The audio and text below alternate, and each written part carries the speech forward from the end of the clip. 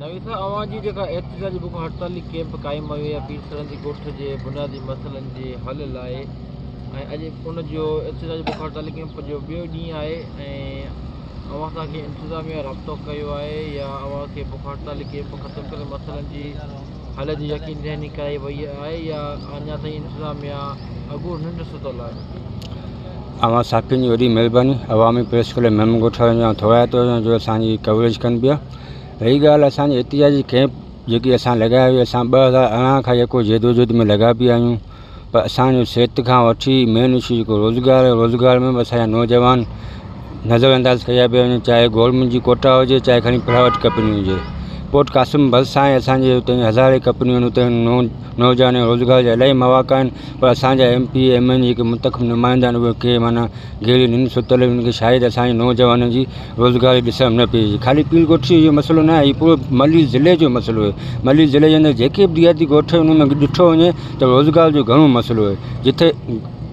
अगरि असांजे पीर सरहंदी ॻोठ जे अंदरि जेकी सिहत जी सहूलियत उहा बि न हुजे, बिल्कुलु ख़तमु करे छॾियूं आहे। ऐं जेके असांजे 2 ॾींहं जी आहे 3 ॾींहं एहतिजाजी कैंप हली रही आहे, कल्ह बि हुई अॼु बि 2 ॾींहं थी विया आहिनि पर अफ़सोस असांजा मुंतख़ब नुमाइंदा असांजे हिते मेन कैंप जे अॻियां गुज़रंदा आहिनि, सुबुह जो बि गुज़रंदा आहिनि, शाम जो बि गुज़रंदा आहिनि पर अफ़सोस उनखे माना एॾी माना कोन्हे जो असांखां बीह करे असांखां पुछा कनि अबा अवां छाजे लाइ बुख हड़ताल कई आहे, अवांजी कहिड़ी तकलीफ़ आहे, अवां असांखे ॿुधायो त असां अवांजी तकलीफ़ हल करण जी कोशिशि करियूं। भले हल न कनि, असांखे